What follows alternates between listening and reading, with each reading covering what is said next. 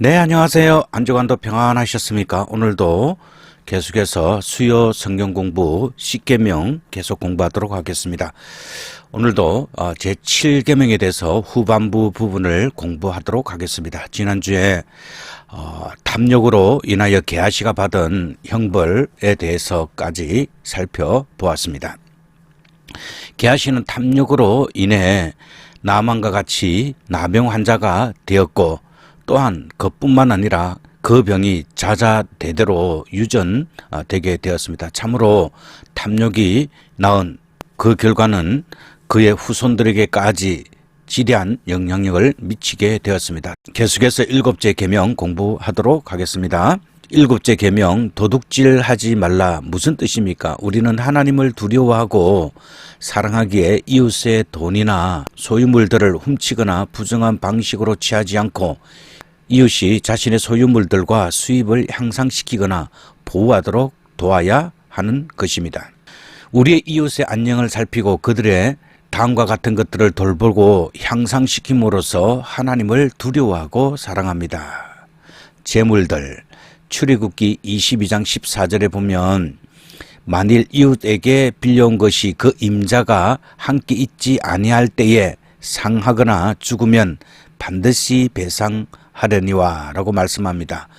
따라서 남의 짐승이나 물건을 빌려서는 일에 있어서도 우리 그리스도인들은 각별한 주의와 신경을 써야 함을 보여주고 있습니다. 소득과 생계, 그러면 우리 그리스도인들은 어떻게 소득을 얻게 되고 또한 그 생계를 어떻게 책임져야 될 것인가를 살펴보도록 하겠습니다. 빌립보서 2장 4절에 보면 각각 자기의 일을 돌아볼 뿐더러 또한 각각 다른 사람의 일을 돌아보아 나의 기쁨을 충만하게 하라라고 바울은 권면하고 있습니다. 그리스도인은 교회 내에서 자신의 이익과 은사들을 살펴야 할 뿐만 아니라 타인의 이익과 은사들을 잘 살펴서 서로를 포용하며 연합으로 일치를 이루어야 합니다. 또한 그뿐만 아니라 우리 그리스도인들은 자기의 일들을 잘 돌봐야 할 뿐만 아니라 다른 사람들의 일을 돌볼 수 있도록 자신의 삶에 책임을 지는 그리스도인들이 되어야 합니다. 출애굽기 23장 4절과 5절 말씀에 보면 내가 만일 내 원수의 길 잃은 소나 나귀를 보거든 반드시 그 사람에게로 돌릴지며 내가 만일 너를 미워하는 자의 나귀가 짐을 싣고 엎드러짐을 보거든 그것을 버려두지 말고 그것을 도와 그 짐을 부릴지니라. 원수를 사랑하라 라는 예수님의 말씀은 이미 구약 성경에서부터 그 기원을 찾을 수 있습니다. 이것은 모세의 율법이 다른 모든 이방법과는 달리 분명히 신적 기원을 가지고 있음을 보여주고 있습니다. 오늘 읽은 이 출애굽기의 말씀은 우리들에게 비록 원수일지라도 그가 어려움에 처하면 그를 도와야 될 것을 말씀해주고 있습니다. 따라서 남을 돕는 것은 하나님께서 말씀하신 그 사랑을 실천한 길일 뿐만 아니라 하나님의 마음임을 우리는 이 말씀을 통하여 알 수 있는 것입니다. 창세기 13장 8절에서 12절 말씀, 그리고 창세기 14장 12절에서 16절 말씀, 그리고 신명기 22장 1절에서 4절을 읽으십시오. 먼저 창세기 13장 8절에서 12절 그리고 14장 12절에서 16절 말씀을 읽도록 하겠습니다.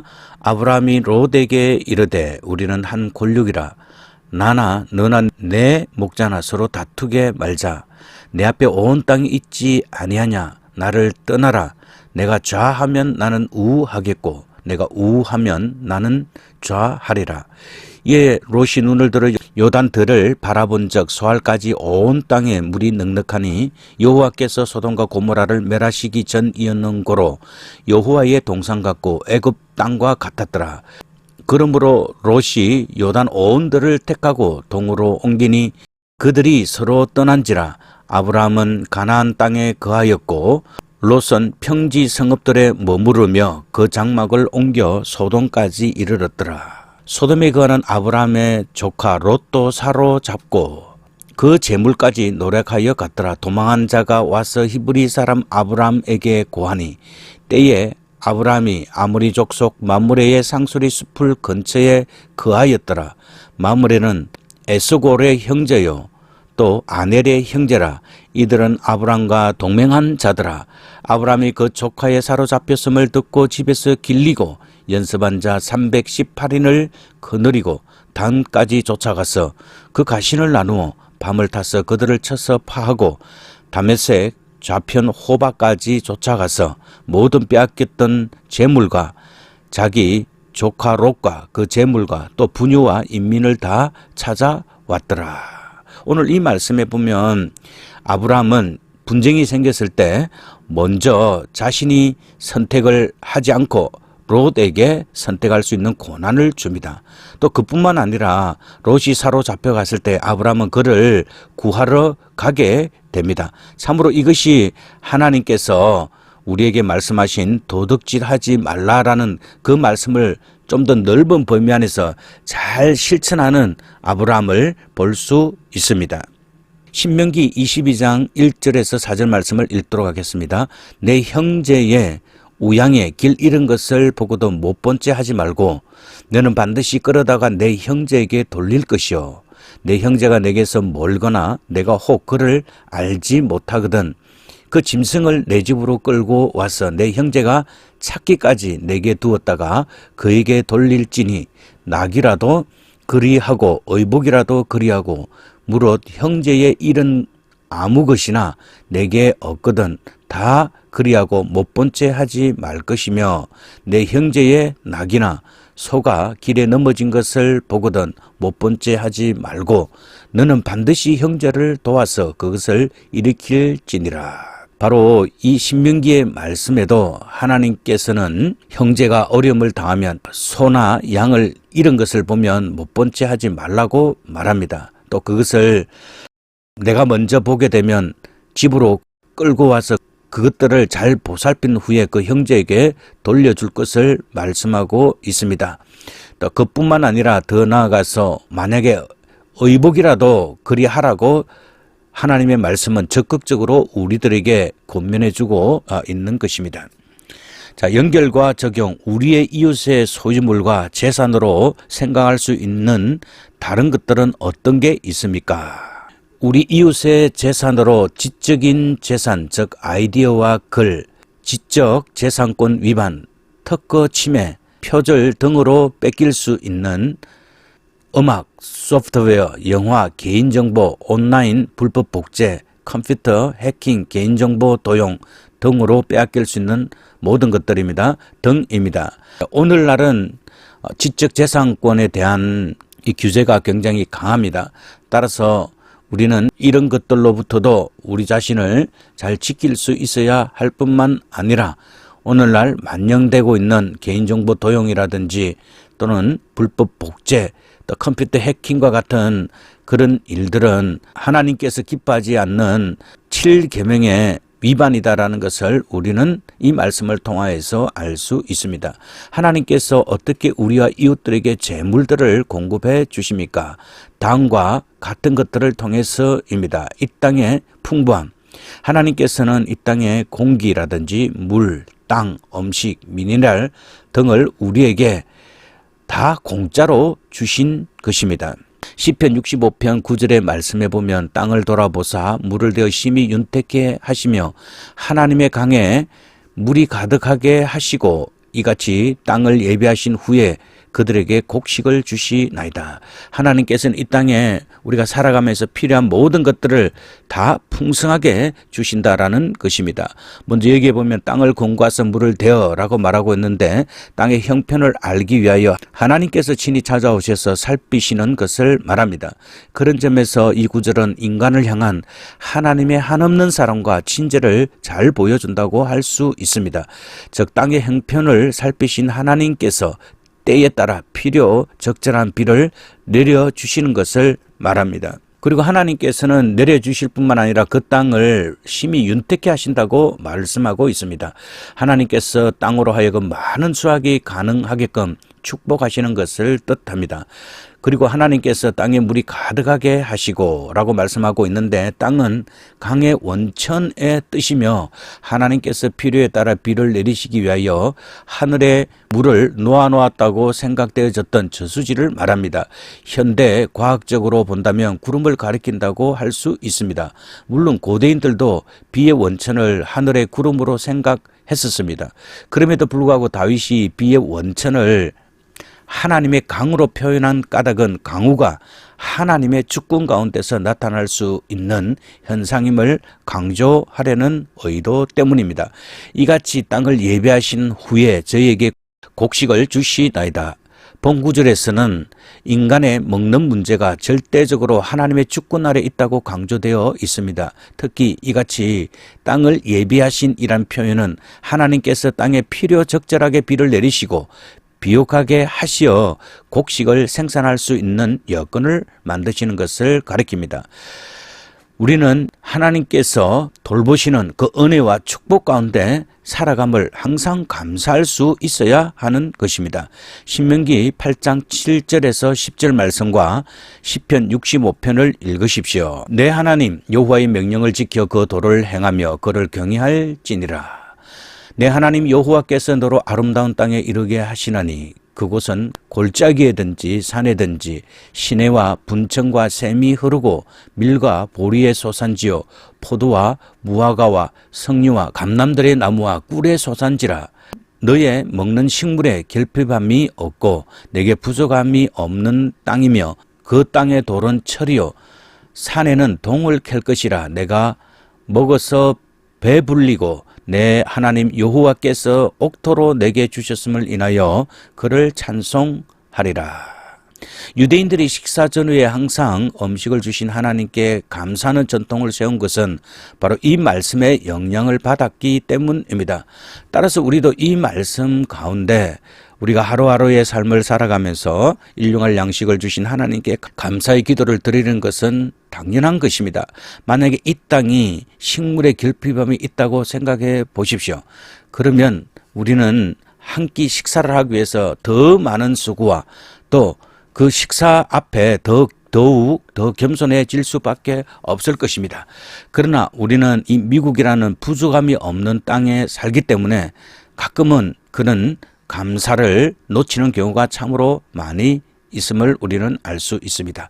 따라서 우리는 식사 전에 항상 풍부한 음식을 주신 하나님께 감사함으로 그 하나님 앞에 더욱 영광 돌릴 수 있는 복된 삶을 살아야 할 것입니다. 하나님은 참으로 우리들을 축복해 주셔서 이 아름다운 땅에 살게 하셨습니다. 주께서 아침이 되는 것과 저녁이 되는 것을 즐거워하게 하시고 땅을 공구하사 물을 대어 심히 윤택게 하시며 하나님의 강에 물이 가득하게 하시고 이같이 땅을 예비하신 후에 저희에게 곡식을 주시나이다. 주께서 박고랑에 물을 넉넉히 대사 그 이랑을 평평하게 하시고 또 단비로 부드럽게 하시고 그 싹에 복을 주시는 도다.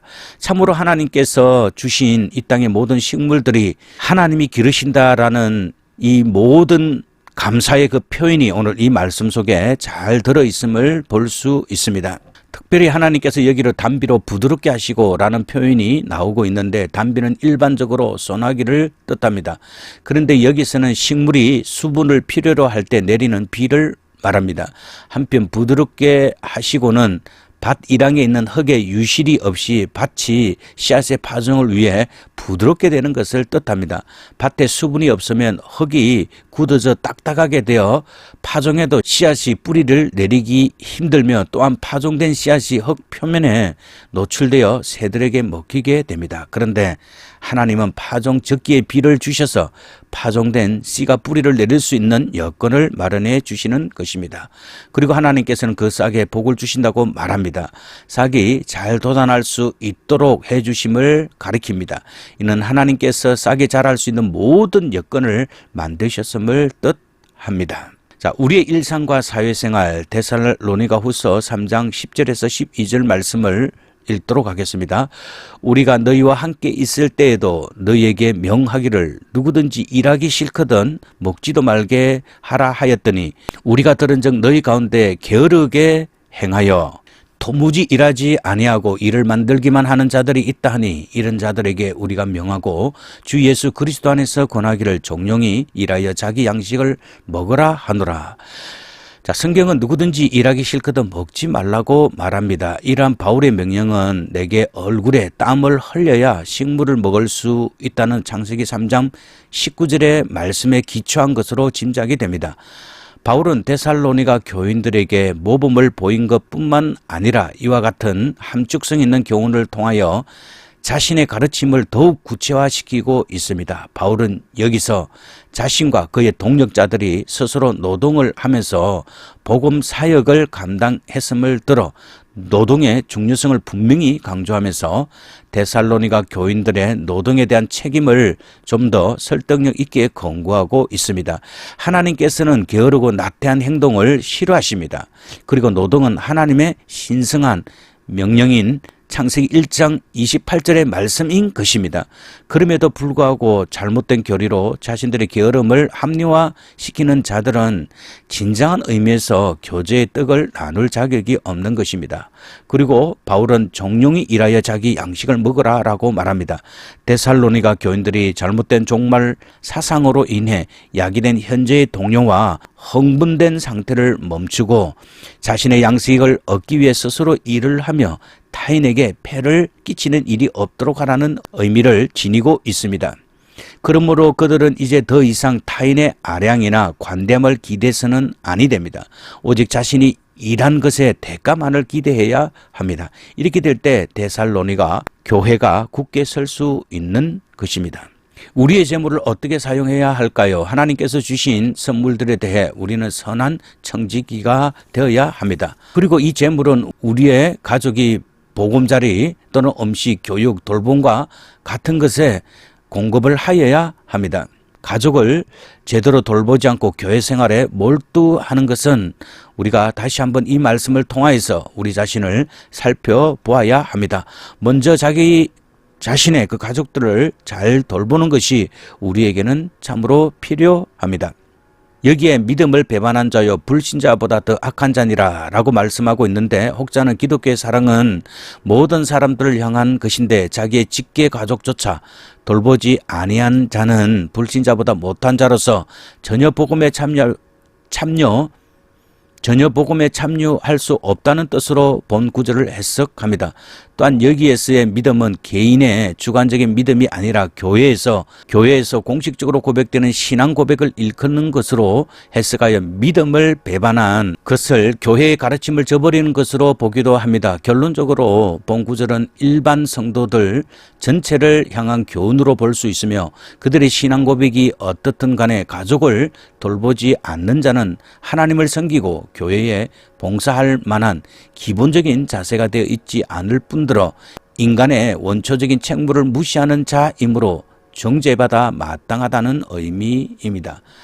다른 이들, 특히 가난한 사람들을 말하고 있는데, 우리가 하나님께서 우리 가정에 주신 것들을 감사함과 너그러움으로 사용하는 것을 통해 도움을 얻습니다. 우리의 이웃과 시민으로 말입니다. 특히 우리 그리스도인들은 형제들 중에 가난한 사람이 있다 그러면 우리는 그리스도 이름으로 축복하고 기도할 뿐만 아니라 그를 금전적으로도 도와서 끼니를 거른다든지 가족 모두가 고통을 받는 데서 벗어날 수 있도록 하여야 할 의무가 우리들에게는 있습니다.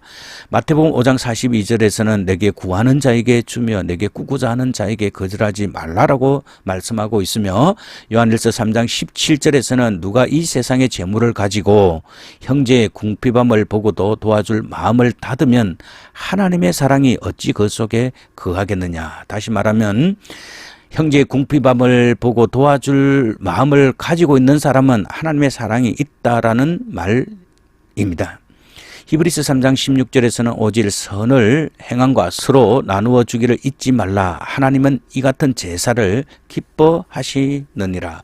다시 말하면 하나님께서 우리가 베푸시는 그 선행은 하나님 앞에 드리는 예배와 같이 기뻐하신다라고 말씀하고 있는 것입니다.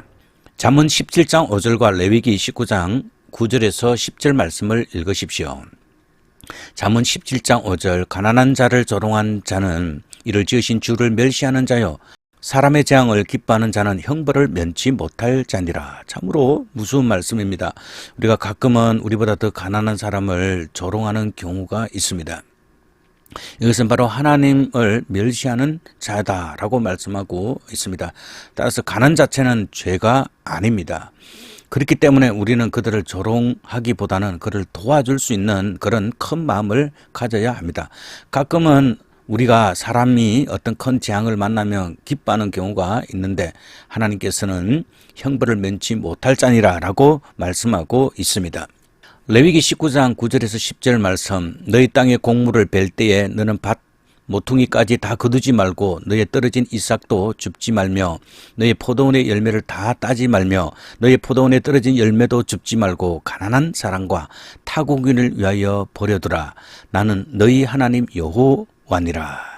이 부분은 가난한 자와 타국인을 위한 하나님의 배려이자 보호 규정입니다. 이 규정은 율법의 2대 정신, 곧 자비와 공의의 정신 중 하나님의 자비하신 속성이 잘 드러난 부분으로서 이방 민족의 법전에 대한 이스라엘 율법의 탁월성을 웅변적으로 증거해주고 있습니다.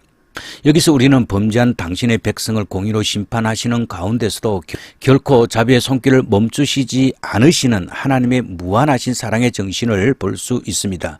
즉 하나님은 공의로서 그 위가 견고히 세워지도록 하시고 하나님의 통치의 보좌 기초를 이루십니다. 그 가운데서도 공고한 자들에 대한 사랑과 자비의 손길을 결코 거두시지 않으시는 분입니다. 또한 우리의 물질이 교회의 복음 전파를 위해 필요한 자원들을 우리는 공급할 수 있어야 합니다. 고린도전서 9장 14절은 이와 같이 주께서도 복음 전하는 자들이 복음으로 말미암아 살리라 명하셨느니라. 이것은 마태복음 10장 10절이나 누가복음 10장 7절에서 주어진 예수님의 명령을 바울이 그대로 인용한 것입니다. 그것은 구약의 제사장들이 성전에서 나오는 것으로 생활을 영위하였던 것 같이 복음을 전하는 자들도 그 복음을 믿는 자들의 헌금으로 생계를 꾸려 가라는 예수님의 명령인 것입니다. 또한 이것은 예수님의 직접적인 명령인 만큼 더할 나위 없이 강력한 권위를 가진 증거입니다. 이처럼 바울은 자신의 권리에 대해서는 조금도 의심 없었으나 고린도 교인들에게 어떤 것을 요구하라고 했던 것은 아니었습니다. 갈라디아서 6장 6절의 말씀에 보면 가르침을 받는 자는 말씀을 가르치는 자와 모든 좋은 것을 함께하라라고 우리들에게 권면하고 있습니다. 특별히 여기에서 함께하라라는 말은 교제하다, 나누다, 동참하다라는 뜻입니다. 갈라디아 교인들은 바울과 같이 좋은 교제를 나누었을 것입니다. 복음으로 가르침을 받는 자는 교사가 자신에게 나누어진 좋은 것을 모두에게 나누어 주리라 결심해야만 합니다. 이것은 자기의 일을 살피고 자기의 짐을 지는 일에 도움이 될 것입니다. 모든 창조물들이 우리가 땅, 물, 공기 등을 돌보는 가운데 번성합니다. 창세기 2장 15절의 말씀에 보면 여호와 하나님이 그 사람을 이끌어 에덴 동산에 두어 그것을 경작하며 지키게 하시고 라고 말씀하고 있고, 신명기 22장 6절에서는 길을 가다가 나무에나 땅에 있는 새의 보금자리에 새 새끼나 알이 있고 어미새가 그의 새끼나 알을 품은 것을 보거든 그 어미새와 새끼를 아울러 취하지 말라고 말씀합니다. 따라서 우리가 이 세상을 살아가면서 하나님께서 주신 그 모든 것들을 잘 돌보아야 될 의무가 있습니다. 또한 그뿐만 아니라 아무리 어려운 경우가 있을지라도 우리는 그 어미새와 새끼를 아울러 취하지 말아야 하는 것입니다. 비록 자연계를 정복하고 주관할 수 있는 특권이 우리 인간에게 부여되었지만 인간은 어디까지나 하나님의 사랑과 긍휼에 근거하여 자연계를 관리하고 보존해야 합니다. 그러므로 본 규례는 다음 두 가지 교훈을 주고 있습니다. 첫째, 하나님의 사랑과 긍휼에 의해 살아가고 있는 인간은 그 은혜를 또한 자연계에게 돌릴 줄 알아야 합니다. 두 번째로는 하나님이 창조한 질서로 인하여 동물계까지 형성되어 있는 어미와 자식 간의 사랑 어린 애정관계는 신성하게 존중이 되어야 합니다. 새나 짐승들이 자기 새끼를 지키기 위하여 목숨을 걸고 싸우는 경우를 가끔 볼 수 있습니다. 그만큼 하나님께서는 어미와 자식 간의 그 사랑 어린 애정관계를 사람뿐만 아니라 모든 우주 만물들 가운데 동물의 세계에도 충만하게 하나님의 그 신성이 나타나 있음을 말씀해 주는 것입니다. 자, 레위기 23장 3절에서 5절의 말씀을 읽으십시오. 너는 6년 동안 그 밭에 파종하며 6년 동안 그 포도원을 다스려 그 열매를 거둘 것이나 제7년에는 땅으로 쉬어 안식하게 할지니 여호와께 대한 안식이라. 너는 그 밭에 파종하거나 포도원을 다스리지 말며 너의 곡물에 스스로 난 것을 거두지 말고 다스리지 아니한 포도나무에 맺은 열매를 거두지 말라. 이는 땅의 안식년임이라. 참으로 하나님께서 우리들에게 이 땅을, 특별히 열매를 우리에게 주는 그 땅을 어떻게 보존하고 어떻게 지켜야 할 것을 말씀해 주는 것입니다. 땅도 제7년에는 쉬게 하여야 한다는 것을 말해주고 있습니다. 특별히 이는 땅의 안식년임이라 라고 이렇게 말씀하고 있는데, 사실 땅을 쉬게 하면서 우리는 그 지난 6년 동안 하나님께서 베풀어 주신 그 은혜들을 생각하며 그 은혜에 감사하며 또 이 땅이 힘으로 하나님의 은혜 가운데 평안한 그 땅이 되게 하며 또 우리에게 6년 동안 식물을 줄 그 힘을 기르는 그것을 바라보면서 하나님께서 우리에게 살아가게 하시는구나 라는 그런 믿음을 가져야 함을 말씀해 주는 귀한 말씀인 것입니다. 자, 그리고 이 말씀을 좀 더 살펴보면 7째 해는 안식하게 할지니라고 말하고 있는데, 안식년에 대한 구체적인 명령입니다. 유대 전성에 의하면 이 안식년 규례는 가나안 입성과 동시에 지켜진 것이 아니라 가나안 정복이 어느 정도 완성된 입성 8년째를 기준으로 하여 그로부터 매 7년마다 지켰다고 합니다. 여호와께 대한 안식이라. 이것은 안식일의 목적이 결코 땅의 휴식을 통한 생산력의 제고라는 물질적 측면에 있는 것만이 아니라 그러한 노동으로부터 휴식을 통하여 하나님과의 관계 회복이라는 영적인 측면이 보다 강조하고 있음을 암시해주는 말씀입니다. 안식년에 자연적으로 자라난 곡물들과 과실들은 그 땅의 주인이 수확하여 저장할 수 없었습니다. 왜냐하면 이 소출들은 모든 사람의 공동 소유로 특히 고아나 과부, 객이나 이방인 등 의지할 데가 없는 가난한 자들을 위한 양식이 되어야 했기 때문입니다. 여기서 우리는 이 땅 위의 모든 생명을 존귀 여기고 그들에게 구체적으로 구원의 손길을 펼치시는 하나님의 끊임없는 자비의 정신과 소득 재분배를 통한 사회 정의의 실현의 한 단면을 엿볼 수 있습니다. 따라서 우리는 이 사회가 이러한 공정한 자비의 정신이 베풀어져야 하며 또 우리 그리스도인들 가운데는 사회적으로 크게 성공한 사람이 나와서 하나님이 주신 그 소득을 재분배하여 이 땅에 굶거나 가난한 자, 집이 없어서 홈레스가 되는 그런 일들은 막아야 함을 하나님께서 오늘 우리들에게 가르쳐주고 있는 것입니다. 따라서 이 땅에는 하나님의 모든 자비의 손길이 사람의 어떤 형편과 사정을 감안하지 않고 그들에게 하나님의 사랑이 골고루 실현될 수 있도록 우리는 기도하여야 합니다. 참조, 한 지혜로운 사람이 일찍이 결정하기를 자신의 소득의 80%로 생활을 하고 10%는 저축하고 10%는 교회와 자선에 사용하였습니다. 그 생의 마지막에 그 사람은 자비롭고 부유한 사람이 되었습니다. 우리가 이렇게 우리의 가진 것들을 알뜰살뜰 교회와 또 이웃과 선교사들을 위해서 후원한다 그러면 이것은 참으로 그가 이 땅을 살면서 하나님께서 주신 물질을 가장 선용하는 것이 되며 또 그것을 통하여서 하나님께서 주신 그 부유를 잘 누리다가 가는 귀한 믿음의 사람이 되는 것입니다. 우리는 하나님에 대하여 부유한 사람이 되라고 하는 말씀을 실천할 때 이루어짐을 우리가 이 성경 공부를 통하여서 다시 한번 우리는 마음에 새기고 있어야 합니다. 우리는 정말 남의 것을 도둑질하기보다는 나누어 주고 또 그들의 형편을 잘 살펴줌으로 하나님 앞에 부유한 사람이 되어 하나님께 섰을 때 잘했다 칭찬받을 수 있는 귀한 종들이 되어야 할 것입니다. 네, 오늘도 성경 공부하시느라 수고 많이 하셨습니다. 하나님께서 주신 은혜 가운데 남은 하루도 주님께서 풍성한 은혜를 주시기를 기도합니다. 이제 기도하도록 하겠습니다. 주 하나님, 모든 좋은 것과 온전한 선물을 주시는 주님, 주님께서 우리 이웃에게 주신 풍요로움을 우리도 즐거워하도록 가르치며 주님께서 그들에게 주신 돈과 재물들을 훔치거나 부정직한 것으로 우리 것으로 하려는 마음을 억제하도록 도와주시옵소서. 그 대신 우리에게 기쁜 마음과 기꺼이 이웃을 도와 그들의 재물이 번창하고 보호하는 데 도움이 되게 하소서. 주 예수 그리스도 이름으로 기도드립니다. 아멘. 수고 많이 하셨습니다.